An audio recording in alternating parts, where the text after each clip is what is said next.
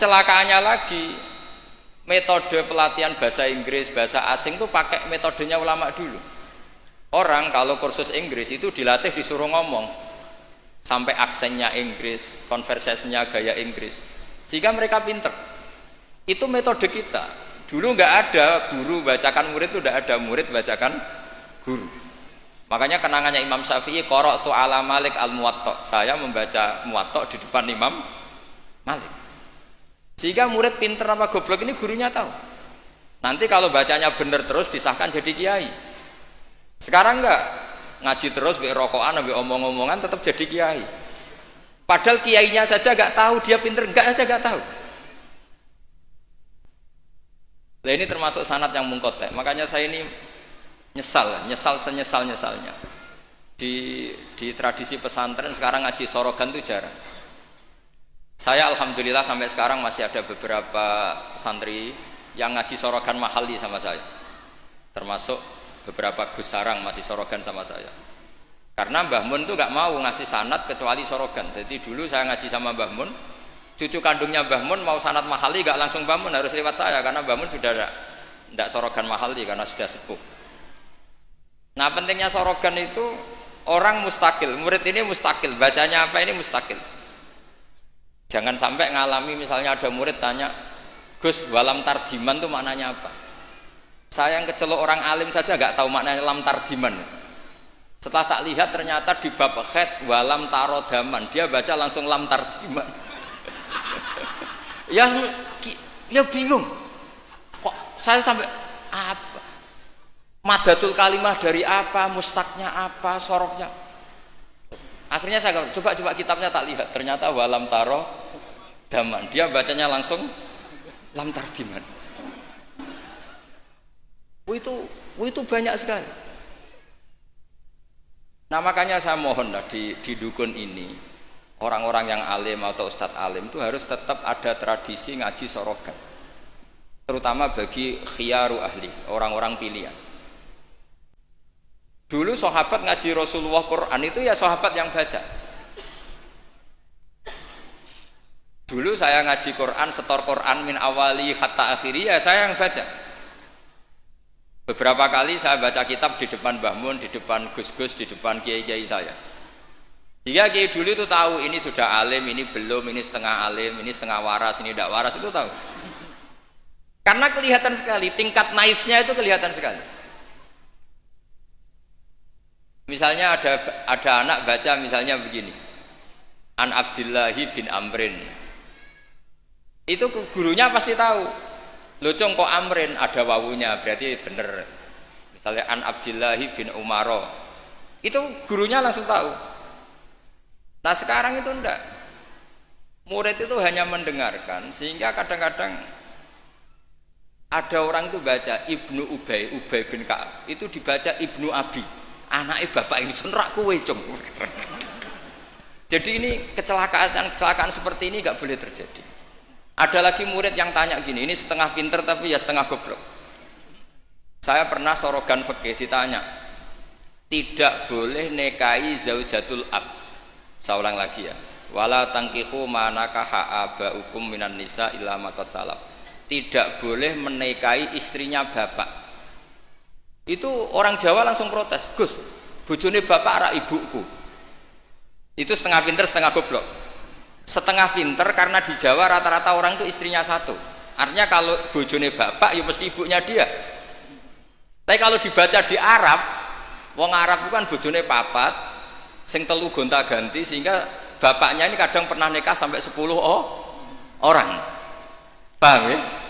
Orang Arab, mungkin orang Jawa Timur ya rodok Arab, banyak kiai yang istrinya ada satu kan. Nah sebetulnya orang Jawa Timur yang paling tidak iskal, karena saya ulang lagi ya, sehingga dia tanya, Gus, bojone bapak ora ibu, mosok wong kok dilarang kawin bojone bapak? Ya mesti wae ra bakal wong bojone bapak iku ibu. Dia protes, kenapa harus dilarang, wong karuan ndak mungkin terjadi. Tak terangno.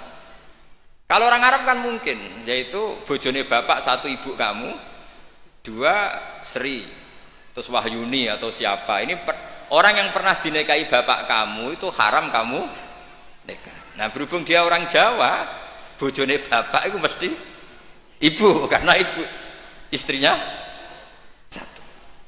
Nah itu setengah pinter setengah goblok. Setengah pinternya bisa bantah, agak cerdas lah, bisa usul itu. Setengah gobloknya itu sebetulnya ketika dengan ibunya itu bahasa Arabnya bukan zaujatul ab tapi ummuka. Kamu tidak boleh menikahi ummuka. Jadi bukan dimasukkan zaujatu abika. Jadi kalau dalam bahasa fikih itu status yang dipakai status terdekat. Jadi misalnya saya menghukumi ibu saya ya ummi, itu ibu saya. Tapi ketika istrinya bapak yang lain harus distatuskan zaujatu abika. Itu tidak bisa, kalau orang nggak sorogan itu tidak bisa. Nah kalau orang-orang NU, orang-orang pesantren saja sudah ada alim, apalagi yang di luar kita. Karena tadi sanad ini sudah mulai mungkota, ini sudah agak kecelakaan betul. Dulu Imam Malik tuh ngaji di depan Imam Malik ngaji di depan Imam Zuhri, ya sorogan. Imam Syafi'i ngaji di depan Imam Malik, baca muwatta khatam benar semua. Terus qad ana laka antuftiya, ana itu sudah saatnya kamu iftah. Karena baca min awali hatta akhiri benar semua. Masih ngaji sama Sufyan bin Uyainah, masih ngaji sama Sufyan As-Sauri. Terakhir beliau ngaji sama Muhammad bin Hasan As-Syaibani di Irak. Itu semuanya yang baca Imam Syafi'i, sak logikanya. Terakhir dites begini Imam Syafi'i, sama sih. Saya termasuk sering baca kitab Risalatus Syafi'i. Saya sering baca kitab sering baca kitab Risalatus Syafi'i. Itu dites begini.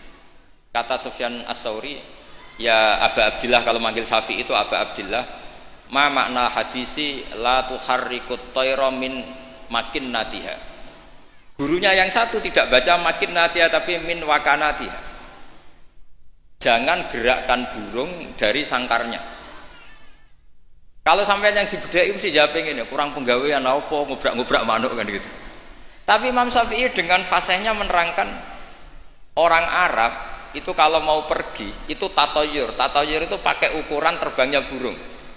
Nak digusah terbang ke kanan ila aimana berarti alamat baik.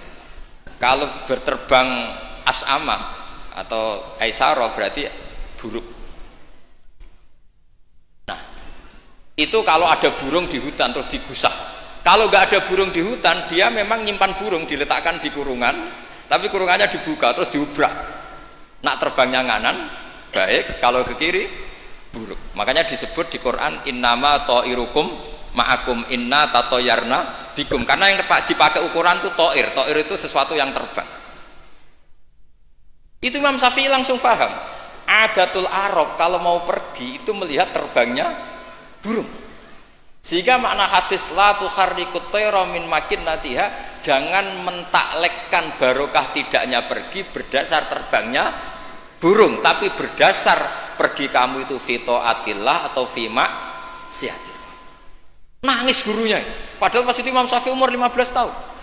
Wong kok pinter ngono. Makanya terus sampai dipuji-puji. Saya punya keyakinan kalau nanti fata min Quraisyin yamla'u tibaqal ardi ilman tuh kamu. Padahal teksnya hadis hanya gitu, jangan gerakkan burung dari sangkar. Itu dulu mungkin orang alim sampai seperti itu mungkin. Karena ngajinya sorokan, mustaqil.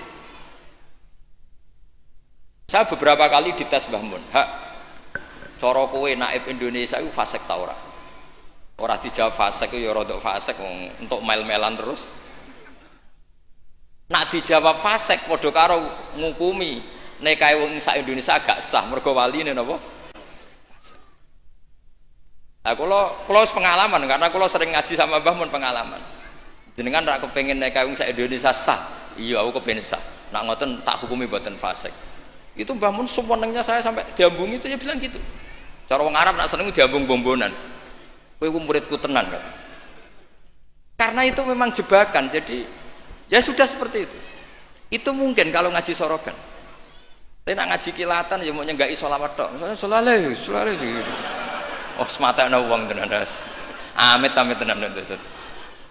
Loh kenapa sholawatnya baik?